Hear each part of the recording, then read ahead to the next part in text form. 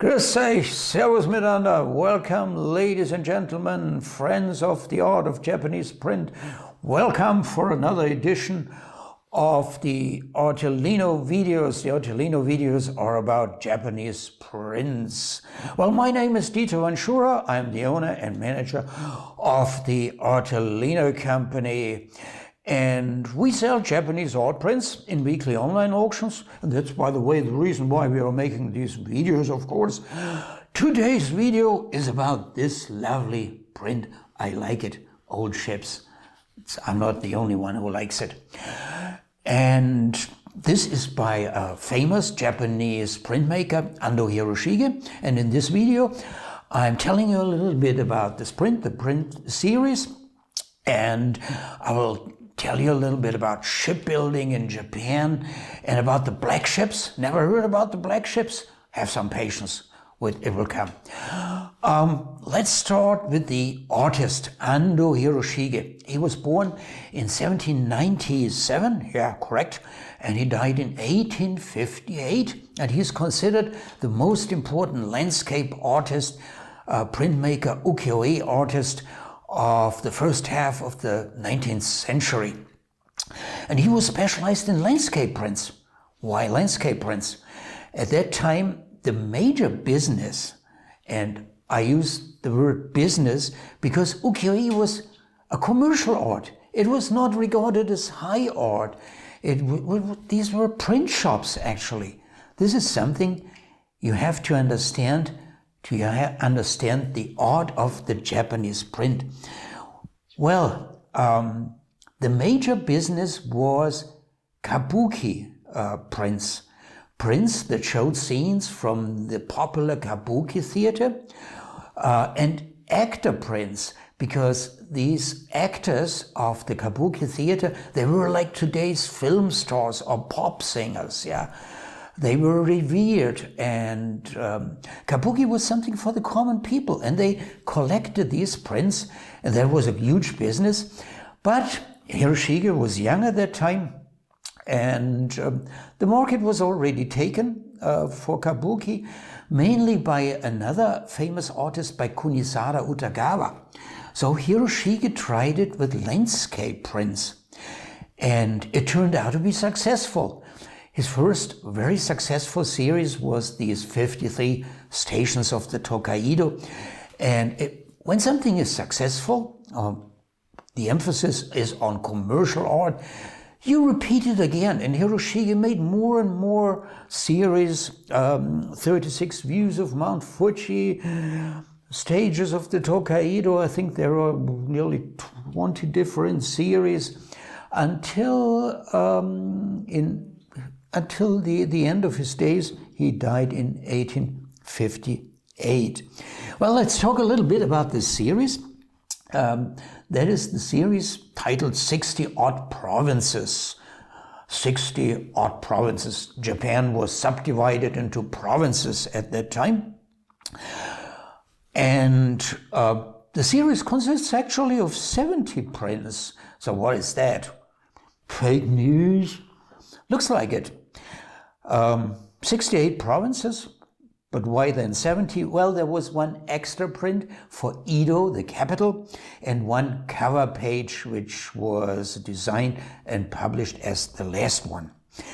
The whole series was published between 1853 and 1856. That was already towards the end of the life of Hiroshige. And well, this design, it shows Shimonoseki in Nagato province. It was published in March 1856, so one of the late designs. Well, a question, where did Hiroshige take these designs? Did he travel from one province to another, making sketches? No, he did not. Asian people consider copying not as something bad, but as something smart. And Hiroshige took the designs probably from earlier publications. There have always been this kind of old travel guide books. and that is where he most probably took the designs from.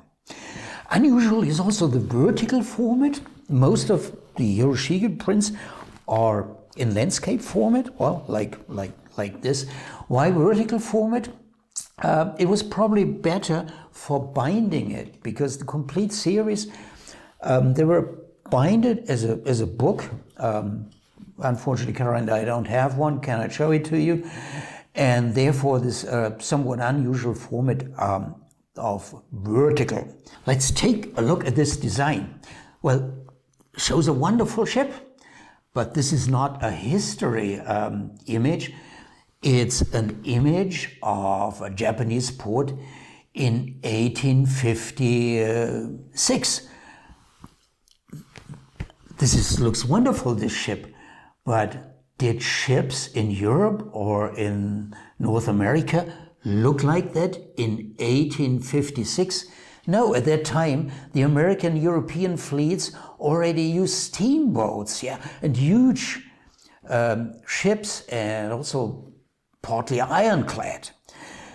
This ship looks like one of the 3 ships used by Christopher Columbus when he sailed west to discover America. These were the Santa Maria, the Nina, and the Pinta. Well, how come that the Japanese used ships that the Europeans used around 1500? Well, my friends, Japan in the middle of the 19th century was basically a medieval country. And how come? Well, that has a history. During the 16th century, Japan was raged by civil wars that lasted for 100 years. It was a period when powerful daimyo, the Japanese dukes, fought for the supremacy in Japan. And Japan was devastated. And finally, one of these daimyos, Tokugawa Ieyasu, he came out as the winner, and he pacified Japan and reunited Japan.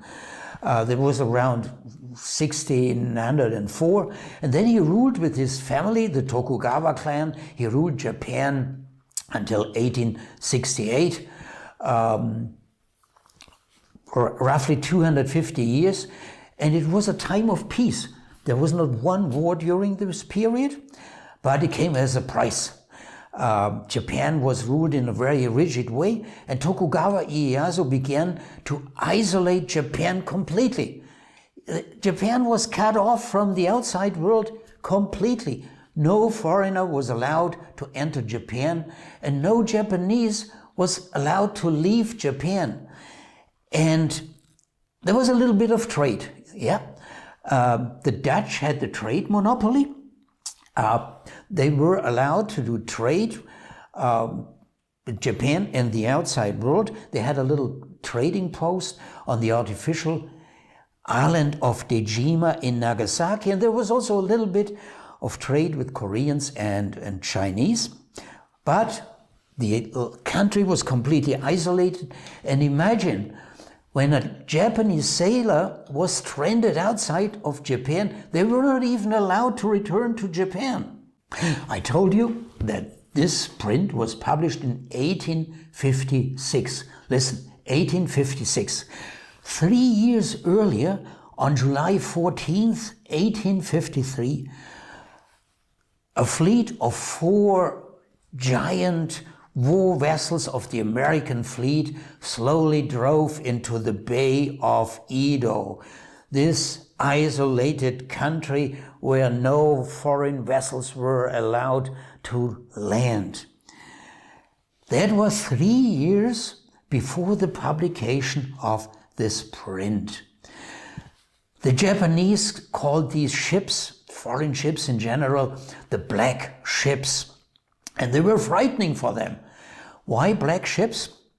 Well, these steamships, they had large black steam, but the name, the term, already goes back to the 16th century, when the Japanese saw for the first time a Portuguese vessel because these Portuguese vessels, they were coated outside, not only the Portuguese, these old vessels coated outside with black pitch. The Japanese called these black ships kurofune. Well, but back to our American fleet. These 4 ships, the Saratoga, Plymouth, Mississippi, and the Susquehanna, they were under the command of Commodore Matthew Perry. And the mission of these ships was to force Japan to open its country for trade. And well, the Americans used bullying methods, power. When you look at Commodore Matthew Perry, this guy looks like you better don't fool around with him. And he landed and he told the Japanese, okay, we want you to open your country for trade with the United States, or otherwise we become unfriendly, very unfriendly. And he told them, okay, I'm now leaving, but I'm coming back. And then America wants a treaty with you and you open your isolated country. The Japanese, terrified. Yeah. Commodore Perry returned 1 year later in 1854. He came back, this time with 8 black ships, warships. The result was actually the Convention of Kanagawa, a trade treaty with the Japanese. The Japanese gave in. It was signed on March 31st in 1854. And this ended 220 years of self-imposed isolation. Soon afterwards, also other countries, Russia, Great Britain, Germany, also the Dutch, then made trade treaties after the pattern of this Treaty of Kanagawa.